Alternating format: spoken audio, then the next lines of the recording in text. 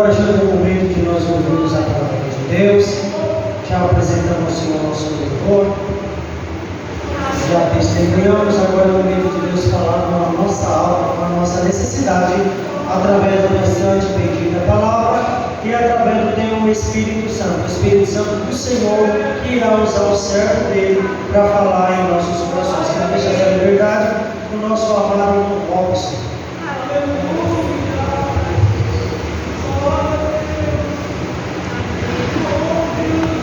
Amém, Senhor. Aleluia. Santo, santo é o nome do Senhor Jesus. Essa tarde eu peguei ali para estudar, para Deus falar comigo um texto. E confesso aos irmãos que eu li vários textos, mas um texto que me chamou bastante atenção, e agora à noite eu olhei de novo e me chamou a atenção novamente.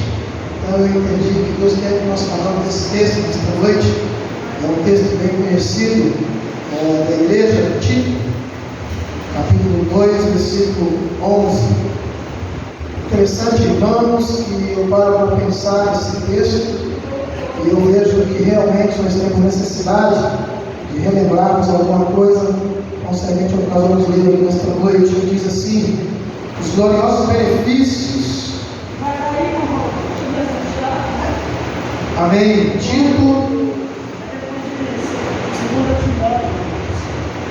capítulo 2, versículo 11. Amém, Jesus. Santo, santo é o teu nome. Tito capítulo 2, versículo 11 a seguir. Eu peguei essa Bíblia antiga aqui, porque é uma Bíblia que eu gosto de sempre estar lendo nela. Eu acho interessante essa tradução dela. Amém? Então diz assim, o título dessa leitura diz assim: os gloriosos benefícios da graça salvadora de Cristo.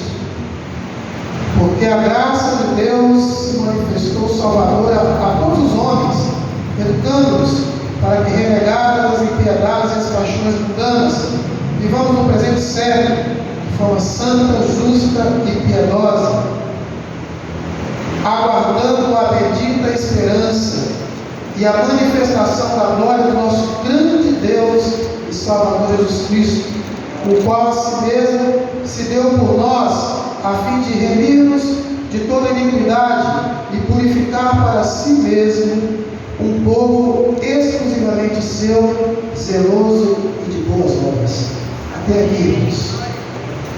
Interessante nós pensarmos nesse texto, porque o título dele é bem curioso: gloriosos benefícios da graça salvadora de Cristo Jesus. Irmãos, parece que a salvação não tem tido tantos benefícios assim nos dias atuais. Parece que nós cristãos estamos dando ouvido à nossa própria vontade, às vezes estamos deixando a vontade de Deus falar, parece que em segundo plano em nossas vidas. O que é benefício? Benefício é algo de bom que nós recebemos. Por exemplo, quando nós trabalhamos, qual é o nosso benefício do nosso trabalho? É o nosso salário. É com ele que nós ganhamos o nosso pão cotidiano. Para isso nós precisamos trabalhar. Nós nos tornamos adultos, nós nos preparamos para enfrentarmos o mercado de trabalho. E nós entendemos que isso é necessário para cada um de nós. Tão necessário quando nós ficamos desempregados, nós percebemos como é ruim ficarmos sem dinheiro. Recebemos o mês, nós temos necessidades e temos vontades também de ter alguma coisa, mas para isso, tanto a necessidade quanto a vontade tem que ter dinheiro. E para que nós tenhamos dinheiro, nós temos que trabalhar. E hoje eu digo para os meus sobrinhos: aproveite bem a sua época de infância, porque quando você se tornar adulto, só vai acontecer duas coisas contigo: você vai trabalhar, pagar os seus compromissos e aí fazer outros para pagar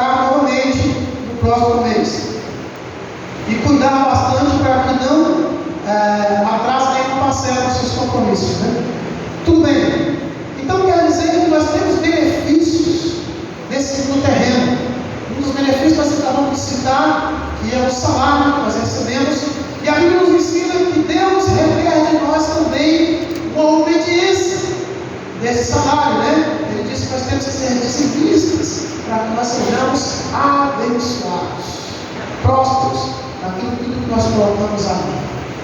E Deus disse que essa salvação tem benefício, mas parece que não está tendo benefício assim. Nós conversamos com os cristãos hoje e parece que aquela empolgação, aquela chama do Espírito Santo, parece não estar mais ardendo em nossas vidas. Mas interessante nós pensarmos também, irmãos, que a Bíblia nos alerta dizendo que quando estiver acontecendo isso no mundo que nós vivemos, estará próximo à vinda de Cristo. Então, se nós formos cristãos autênticos, cristãos que temos ouvido a palavra de Deus, nós não devemos nos entristecer com isso, mas nós devemos nos alegrarmos, porque sabemos que a palavra de Deus está se cumprindo. Então, logo Ele vem buscar um povo zeloso e de boas obras. E queremos nós estarmos junto com este povo. Irmãos, nós devemos olhar para este mundo e vermos nele o mover de Deus com o único propósito de salvar todos aqueles que atenderam ao chamado da salvação. Todos aqueles que atenderam e entenderam o chamado da salvação. É um dos outros benefícios que a salvação nos traz. Nos dá a garantia de uma vida eterna. Então esse texto é muito bom, porque diz aqui: porquanto a graça de Deus se manifestou salvadora a todos os homens. Versículo 12 diz assim: educando-nos para que, renegadas as impiedades e as paixões mundanas, vivamos no presente século. Isso quer dizer, vivamos na atualidade, no momento, de forma santa, justa e piedosa, aguardando a bendita vontade ou a vinda de Jesus, né? Educando-nos e renegadas as impiedades e as paixões mundanas. Olhando para nós hoje, irmãos, aparentemente, parece que nós amamos mais este mundo do que o próprio Deus. Quando nós ficamos doentes, nós pedimos para Deus saúde física. E os irmãos já pararam para pensar que muitas vezes nós nos adoecemos, espiritualmente falando. Nosso espírito tem ficado doente, tem ficado carente de remédio, e nós não pedimos cura para o Espírito Santo. Nós não pedimos cura para o nosso espírito, mas pedimos cura para o nosso corpo físico.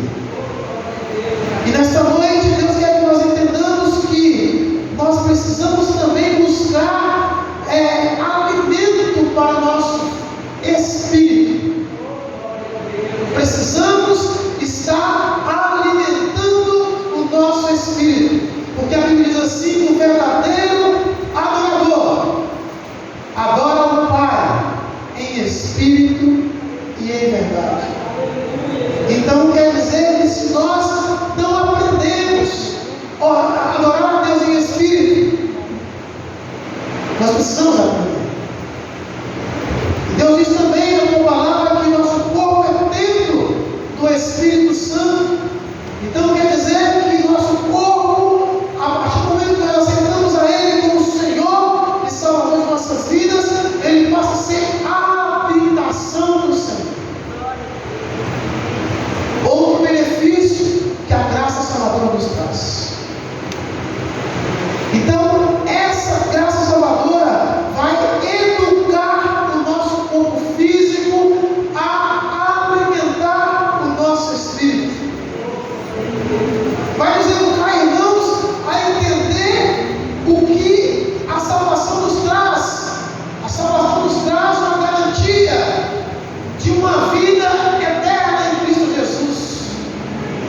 Para nós entendermos o significado do sangue de Cristo na cruz do Calvário, é necessário que esse sangue entre em nossa vida.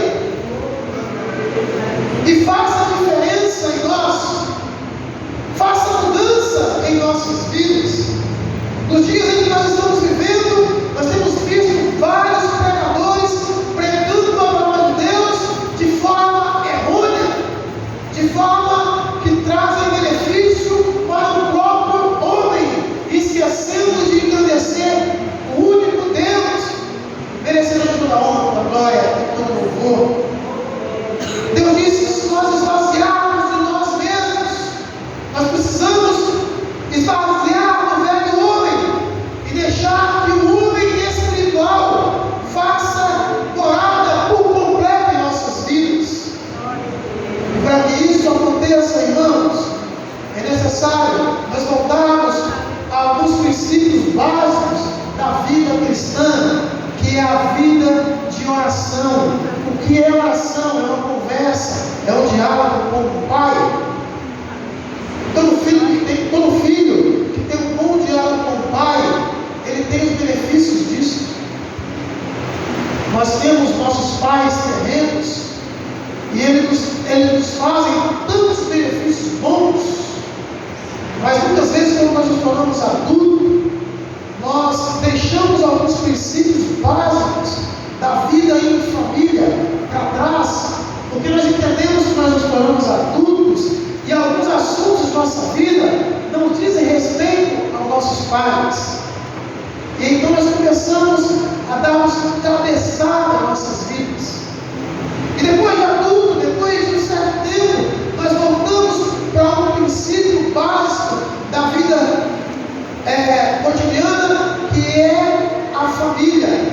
A família tem sido alvo do inimigo, porque ele sabe que se ele destruir uma família, ele corrompe muitas pessoas. E Deus é o Pai Celestial. Deus cuida de nós. Deus olha para cada um de nós com seu olhar de misericórdia e diz para nós assim: olha, tem de bom ânimo, porque eu venci o mundo. Vocês também vencerão. E esses benefícios, irmãos, vão se cumprindo a cada dia em nossas vidas. Versículo 13 diz assim: aguardando a bendita esperança e a manifestação da glória do nosso grande Deus e Salvador Jesus Cristo. Esperança. Esperança é aquilo que nós devemos ter. Esperarmos naquilo que é eterno. A Bíblia diz que importa-nos que adorem, como eu já disse, aprendam ou saibam adorar o Pai em Espírito, porque Deus é Espírito. Então isso significa, irmãos, para nós entendermos o significado da salvação em nossas vidas, nós temos que estar sempre em Espírito. Pensarmos em Deus todos os momentos de nossa vida, pedindo a Ele a misericórdia dele sobre nós.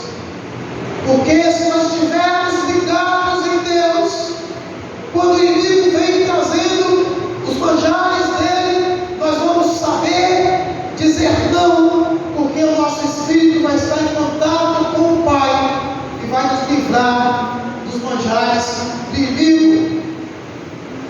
É um grande amor do nosso Pai Celestial para conosco. O pastor Livino tem uma frase que ele cita e eu gosto de lembrar na tela e pensar da mesma forma que ele nos ensinou, que ele diz que a Bíblia é uma grande carta de amor a todos nós, seres humanos.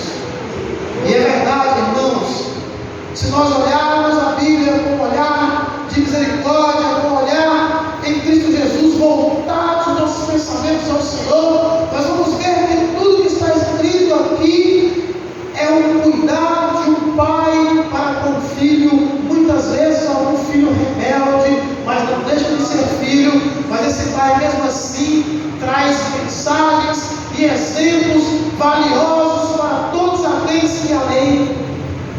Tanto é que se nós meditarmos nela dia e noite, a Bíblia diz que nós recebemos saúde para os nossos ossos. Então, irmãos, Deus nos ama tão grandemente que Ele escreveu um livro, e este livro foi unicamente para nos despertarmos, nos alertarmos a respeito da vida do nosso grande Deus e Pai Celestial. Grande é o amor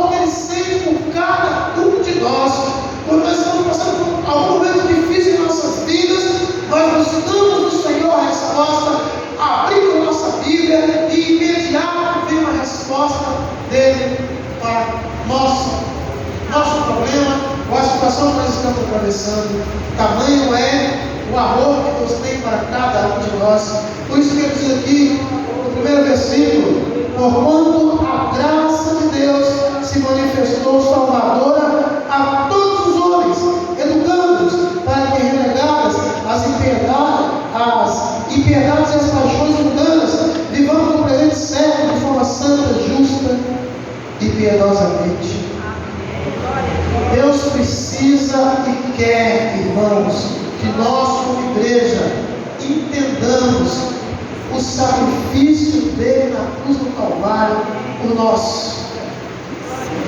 E o amor de Deus, que excede todo o nosso entendimento, é inexplicável se nós conseguirmos ou tentarmos analisar ele com nossos olhos carnais. Deus precisa que nós entramos em comunhão com ele, para que nós entendamos os segredos contidos na palavra dele, que só é revelada àqueles que têm intimidade com o Pai. E muitas vezes nós somos cristãos que não temos tido intimidade com o nosso Deus, com o nosso Pai.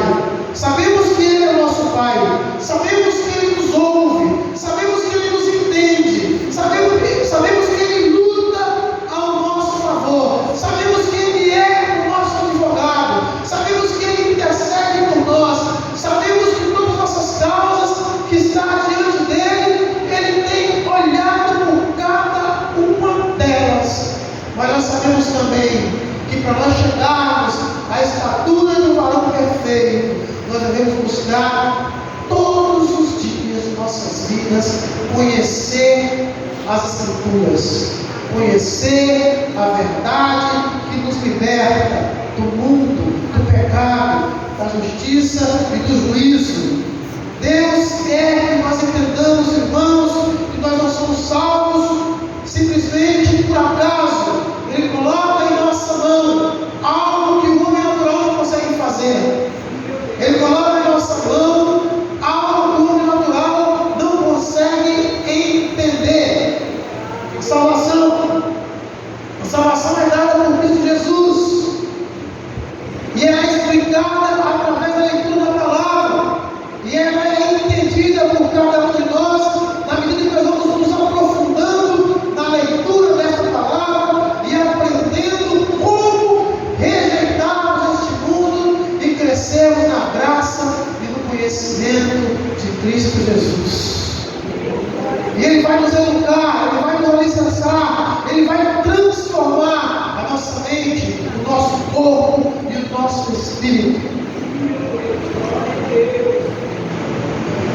E o interessante, irmãos, que quando nós pensamos assim, será que eu vou alcançar a salvação? Eu digo para você, vai, porque a salvação ela é dada a todos aqueles que creem em Cristo Jesus e professam Ele como Senhor e Salvador de sua vida e anda buscando aperfeiçoar a sua vida em Cristo Jesus.